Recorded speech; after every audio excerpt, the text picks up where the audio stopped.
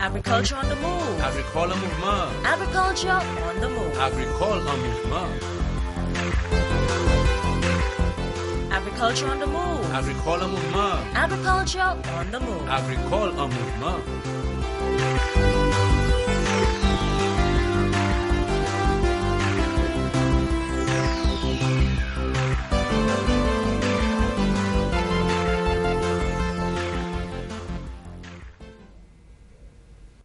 Good day, viewers, and welcome to the program Agriculture on the Move. I am Phillip Sydney.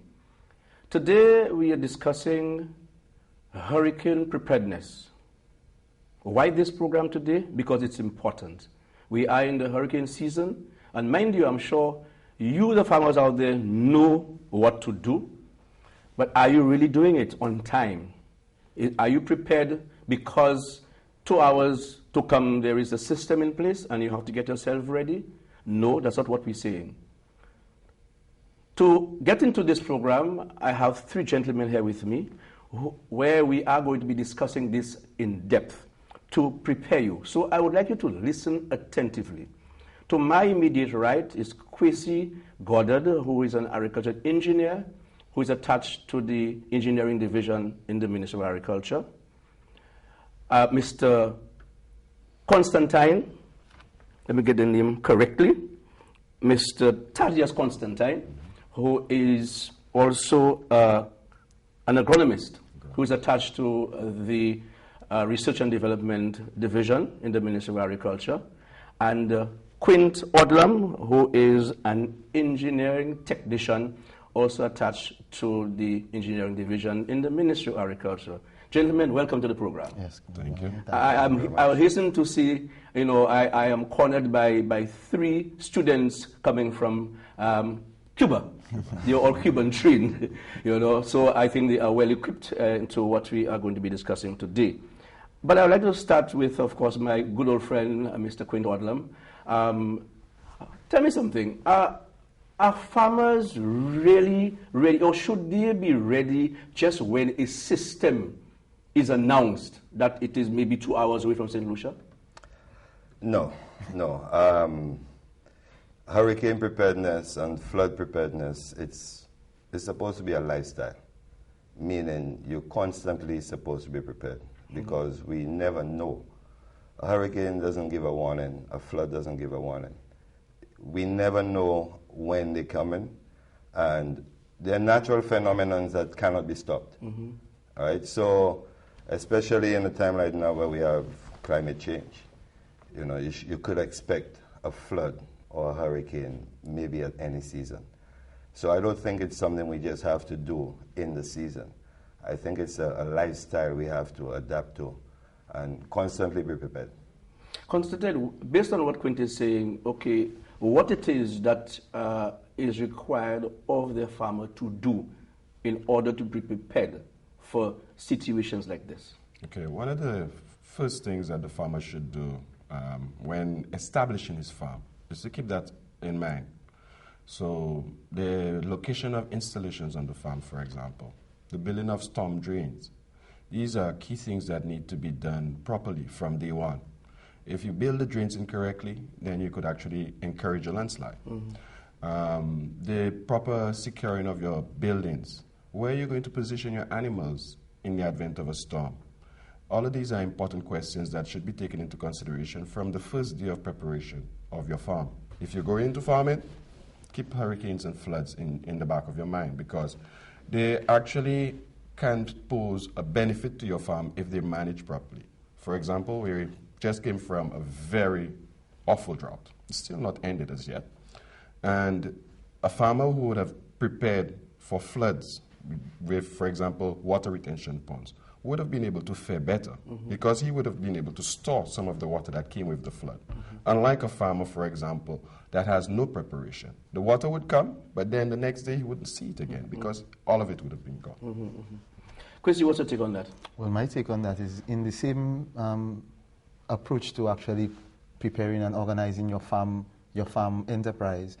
It's always a good thing to keep in mind the actual inventory of all your assets. the actual value, the actual inventory of all your assets. You actually know what is the status of your business on paper, so that in the event of the storm that you end up losing or suffering any losses as a result of excessive rains, whatever the case may be, loss of livestock, you have an inventory, so that you have a value.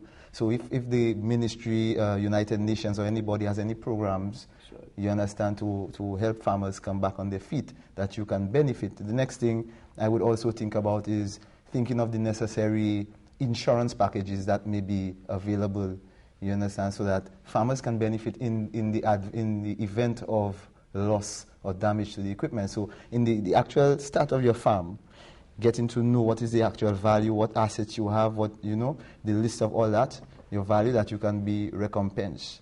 The next aspect I would look at is the actual status of potential hazards on your farm. If you have an idea, if you know you can do, or you could get somebody to have an idea of what is the actual potential hazards in terms of probably landslides, floods, what are the potential hazards on your farm, and what are the potential remedial actions that you can put in place. Can you afford them? Can you get any soft measures in? So when you have an idea of that, you could. That's why I totally agree with you about the part where it's something you actually started, a lifestyle. Yeah, because you're actually thinking of that. You're putting in soft measures. If you can't afford the hard measures, you can use these soft measures to prepare you for if in case anything happens. Great. Yeah. So, Quint, going back to you, in terms of, infrastructure on the farm, those are things that are going to be there for a while. What's your take in advising the farmer to prepare him for that kind of eventuality?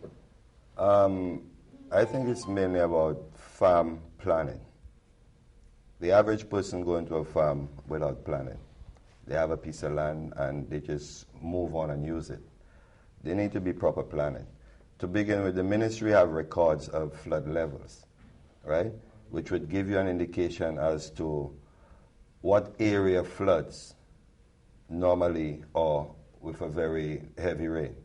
This information is at the ministry. So when you're preparing your farm, you could know how high to put what.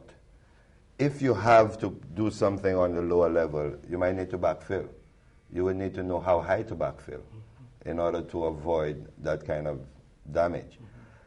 And also, in the flood areas, we have to use the flood areas. We cannot leave them abandoned, right? What you could try to do is put short-term crops. So if it's damaged by a flood, it can easily be replanted. Right? So it's more about farm planning. Where do you locate what on the farm? So, let's look at somebody who wants to go into farming and is looking for land to purchase. What sort of advice would you give him with that in mind? Firstly, I think he should look at the historical records of the farm, of the area. If he cannot find it, walk into the ministry and speak to some of the professionals there. With an idea of the history of the farm, you would have an idea of when did the last flood occur? How much rain caused that flood? Okay, so you have a plan. You could know now your flooding event could be a 7-year or a 3-year event. It might be a 5-year event. But you need to know that. Another thing that needs to be done also is to design these structures properly. Okay, so you're going to buy a piece of land and you're going to put a chicken coop on it. But not every chicken coop design will fit your farm. Look for one that is appropriate for your farm. Pay attention to the wind directions. Where are the prevailing winds coming from?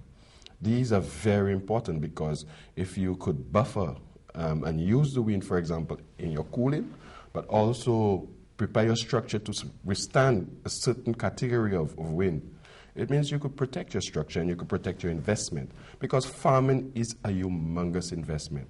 And unlike most of the investments we have on the island, it is really dependent on weather. If the weather does not go in your favor and you have not prepared for it, it means you're losing money. Definitely, I totally agree with that. The other thing, we're just coming to a break, but I want to zero in on, say for example, you are preparing a farmer in terms of his design for his farm, like Quint was saying. But I want you all to go into the nitty-gritty for me, into telling the farmer exactly, okay, how should he prepare his contour drains, his graded drains, his head drain, that kind of thing, so that at least he understands exactly what we are talking about. We are due for a break now. You are watching Agriculture on the Move. We are due for our first break. When we come back, we'll get into the nitty-gritty of this discussion. Stay tuned. Agriculture, one of the pillars of St. Lucia's economic development, creating opportunities for earning a living for the farmer and his family. From the field to the kitchen, the St. Lucians are finding creative ways of using fruits, crops, and vegetables grown locally. From local seasonings to special brews, from aquaculture to the cultivation of local herbs for export. A strong agriculture industry strengthens the economy. The country needs your support, so buy local.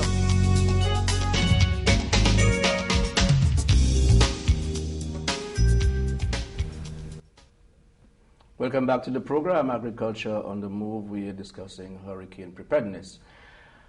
Gentlemen, let us look at your drainage structure, because some farmers, what they do again, because a hurricane is coming in maybe in the next 2 hours, 3 hours, and they decide, okay, well, look, let me go and dig a drain now. And by the time that drain is done, maybe you do not get the necessary advice as how to construct that drain, whether it should be a graded drain, whether it should be a contour drain. So what is expected? Any one of you? Well, the first thing I would ask the farmer to do is to seek professional advice, because the ministry offers this service free of charge, right? The ministry have professionals who can come in and design a drainage system, because bad drainage is worse than no drainage. Mm-hmm. All right, so if you don't know what you're doing, if you don't have the right guidance, it's better you leave it to nature, leave it naturally. But if you're in a situation where you have to do drains, it is advisable that you seek some professional advice. A lot of people feel that the drain is just dig a hole or dig a trench and allow the water to flow. Actually, the speed of the water is what causes erosion. So your drain needs to have a certain design and a certain capacity. It makes no sense digging a drain that will not be able to hold the amount of water which is coming. Mm-hmm. So it takes some calculation, it takes some knowledge before you could just go in and dig a drain. At the same time, it does not make sense digging a drain that will not even reach halfway full when you have a big storm. Mm-hmm. So, seeking the right advice, it's definitely the way forward. We do not encourage that people just go and do drainage on their own. Mm-hmm. It is a technical issue, but somehow we think that farming is not technical. Anybody could just do farming. We're getting to realize that we're causing more damage than good when we do bad practices. Mm-hmm. In the case of, say, the building of tanks, what would be your advice to the farmer? Especially if you're looking at hurricane force winds, are you looking at building, say, a structure, a concrete structure, vis-a-vis a tank that is plastic, that is raised? What sort of advice, Kwesi, would you give on that? On the building of the tank structures? Yeah. Well, I would consider the area and the type of agriculture you're looking at, because depending on the topography or the shape of the land that you're dealing with. A lot of the land we have in St. Lucia is highly sloped. It has a very high slope. It is said about 67% of the land in St. Lucia is about Class 7 land, and it's land that is actually recommended to have agroforestry systems under. So in thinking of that, in thinking of agroforestry, you would always think of, in terms of irrigation, you'd think of water storage. And your water storage depends on the amount of, the intensity of your cropping activity. Because we have rainy season, we benefit from the rain in the rainy season, but we need water for the dry season if we don't have that water. So the size of tank would depend on the amount of water we need to supply in the dry season. right? And the position of the tank would depend on what type of system you want to put in place. If you want to put a gravity system, then you would have to put it a little higher up the hill. Now, in terms of measures, you would have to think of external measures in terms of soil conservation measures like terraces, strip cropping, and other measures, because you actually want to prevent the erosion of soil to actually disturb the tank or your storage unit, right? So apart from just the unit itself, you have to think of the other measures around the unit. Okay. Where you're going to place the unit, the size of it, and the other measures around it, because you don't want it to move out of place. You don't want to lose your tank, because if you're using a cement tank, it may be more expensive than a plastic tank. You know? But the plastic tank, to me, is it not more vulnerable for an intense hurricane as opposed to a concrete structure? You should build a tank, number one, depending on its purpose. What purpose will it serve? Because you could store water in the ground. Correct. You could dig a well, you could dig a deep hole, right? So the very first thing you need to take into consideration is, what are you storing? What are you going to store that water for? All right? We usually think of just collecting roof water. Sometimes the water gets off the roof and you could still collect it on the ground. So there's so many different types of water storage facilities. Okay. Right? I mean, we're just coming from a drought season, claimed to be drought. Yet still we have water flowing in the rivers, going to the sea, what we refer to as 24/7. You could store water even on the rivers. You could create dams on the rivers where you could store water. So water storage is a whole topic by itself, but it basically depends on what purpose you're storing the water for. If it's domestic use, if it's agriculture, if it's aquaculture. So water storage, it varies in many ways. Okay, let's look at a farmer. Let me have a take on that also. Historically in St. Lucia, we've always been thinking of water storage as being a water tank, a metal tank, a plastic tank. There are many, many, many ways to store water on a farm. We have to encourage our farmers to become smart farmers. Store water based on your farm, based on the requirements of the farm, based on the amount of rainfall you get, and do you have available water. I've seen farms with no river, no well, and they have greenhouses and they produce year-round, just from capturing water. Water capture systems are very important. We tend to overlook the importance of pond liners and the usefulness of pond liners in St. Lucia. Pond liners are very inexpensive, very effective, with very long lifespans. Most of them come with very long warranties on them too. So your liner gets damaged, you get your money back. We have to start looking at new ways of doing things on our farms. Not only preparing for our storms, but what happens in the aftermath of the storm. I've gotten so much rain now. What do I do with that water? Do I just let it go into the drains and go back into the river? Or do I capture some of it? Do I harness that resource?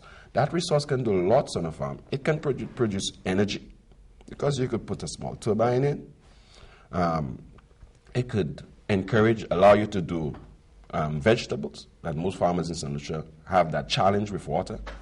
Animals. There's so many things that can be done just by capturing the water that gets to your farm. And so we have to start looking at smart ways of capturing water without breaking your budget. Okay, as you on this, let's look at, for example, a greenhouse farmer. A hurricane is approaching. What do you tell that farmer, that vegetable farmer, with everything he has, his equipment, his greenhouse, his equipment for spraying, his chemicals, his fertilizers? What do you tell him? Okay. Firstly, when he's setting up the greenhouse, that's one of the things we would discuss with him, some preparation. We have the challenge with the plastic. The plastic now, most times we have to come in and cut it. And even if when we take it off with the squiggly wire, it's difficult to put it back on. So that's the first thing. He has to plan for that storm.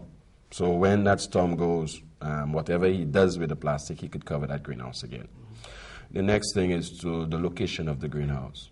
If your greenhouse is going to be in a flooded area, you could raise it. Doesn't mean because the area floods you cannot have your greenhouse there. You raise your land and you raise it above the flood line, like Quint was saying earlier on. What crops are you growing in that greenhouse? What potential damage would you have, okay, after that system? These are just considerations that the farmer has to take in. These are things they have to take into consideration before they go ahead and design that greenhouse. Not all greenhouses have to be made of metal. There are a lot of materials in St. Lucia that can be used for greenhouses. However, based on the material that you have, your greenhouse will be able to survive a certain category of wind. A whole lot of thoughts. You're watching Agriculture on the Move. We're due for our second break. We'll be back soon. Stay tuned. There are many opportunities in agriculture, and broiler production is one such enterprise. For further information, contact the Veterinary and Livestock Division at 468-5621.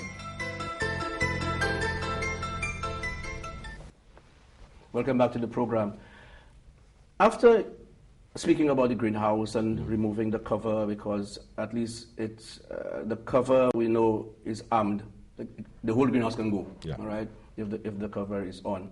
But there are other things that a farmer has on farm. He has his fertilizer, he has chemicals, he has his other equipment. What should he do? Well, in terms of storage, because from the time we were talking about water storage, I started to think about storage of all other things. In terms of the farmer's working capital, his machines, and all that, I would think of even his documents, storage of his documents, protect his important documents. You know, storage of his germplasm, his seeds. You know, sometimes you have farmers who may have seed banks, who may have their own varieties of crops that they have developed over time. So they may want to have proper storage facility for that. They may want to also have proper storage facility for their livestock.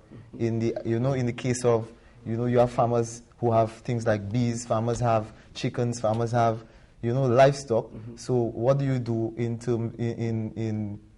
these kind of situations? You find we have a lot of intensive systems here. And in the housing facility, we have little extensive systems that really commercial here in St. Lucia. So in both the extensive and the intensive, what do you do? How do we handle storage? Well, siting for storage facility is a very important thing. You want to site the storage facility in a place where road access, it's easy to have road access to there, right? It is free from, normal debris, falling trees, floods, right? And you can get your stuff and store your stuff in there properly. That relates to the same inventory.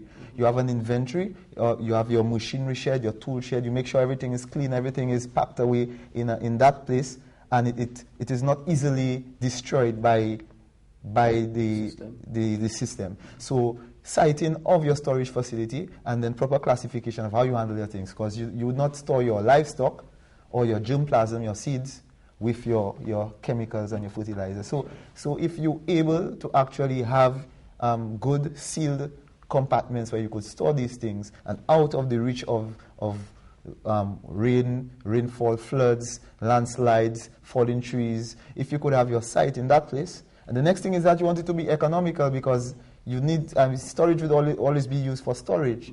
So it has to be economical for the farmer to be able to afford that storage facility, a facility that also somebody cannot rob, because after the storm, everybody might be busy fixing up something, and you find some people that would be interested in robbing who could find the opportunity to go to your farm and get stuff. So you want to store your things in a place, in a place that you could have good road access, in a place that it is free from any obstructions, right? And in a place where you can retrieve your materials in a good state after.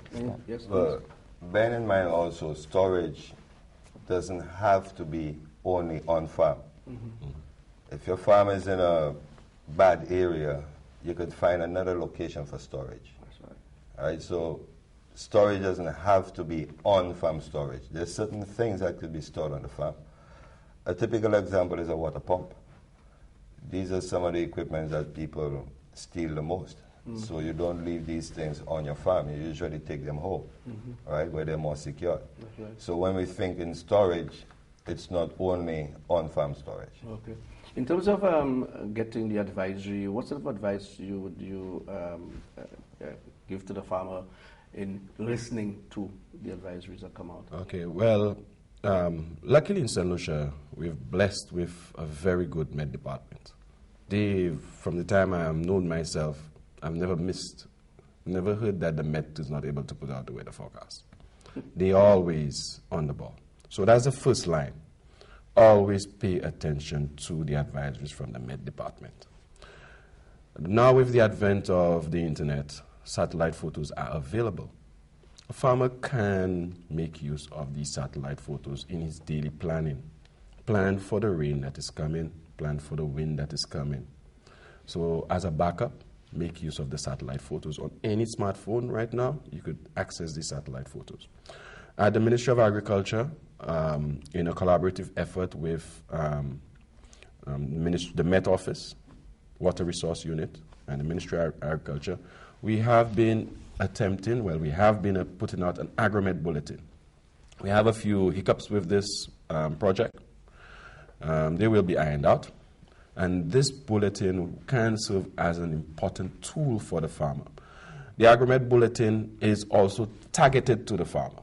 So it comes with sections where we give advice to the farmer. We have, for example, agricultural outlook that is prepared by Mr. Harrell of the Extension Office. Very knowledgeable gentleman.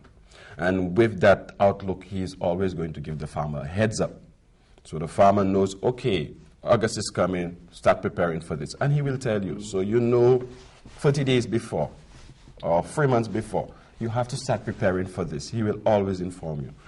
And along with that, on the regional front, we have a number of organizations that also give support, lend support to the information needed for farming.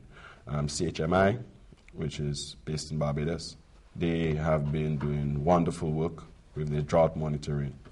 And they also are a source of information that is available on the internet. And the information is pertinent to us in St. Lucia. It's not like, for example, you go on some of the television stations and they give you a weather forecast that's from North America. Okay. And it has nothing to do with St. Lucia. Okay. These sources that I'm talking about, they will focus on St. Lucia. And they will allow the farmer to always stay prepared. So 30 days before, the farmer has the information in his hands. Quint, final words from you.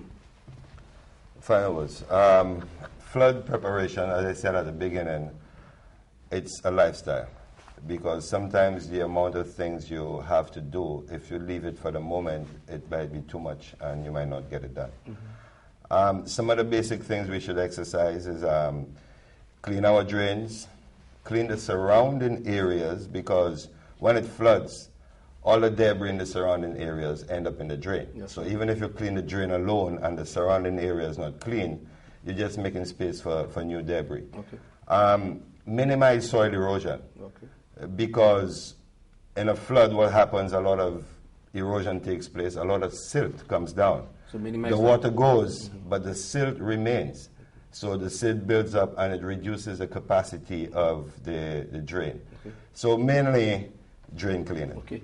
Kwesi, just 2 seconds. Yes, 2 seconds to say, well, make sure that you have an idea of all the value of all your assets, that you have all your documents properly stored, properly organized, that you have any routes in your mind, and you actually make accommodations for storage of your important livestock and crops and inputs. And save your life too. Yes, and your family. Yes. Yes. Gentlemen, thank you very much. That's the most important thing. Kwesi, thank you. Yes. Okay, Thanks, Constantine, thank you. Odlum, thank you very much for being on the show. Pleasure. And I hope you'll continue to pass on that information to the farmer.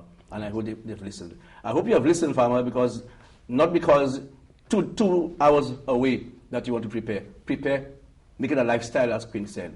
You've been watching Agriculture on the Move. I'd like to thank you for viewing. I hope you will continue to view this program and get pertinent information for you, for your development. And remember, agriculture is our business. And eat fresh, St. Lucia's best. I am Phillip Sydney saying goodbye, and I'll see you again.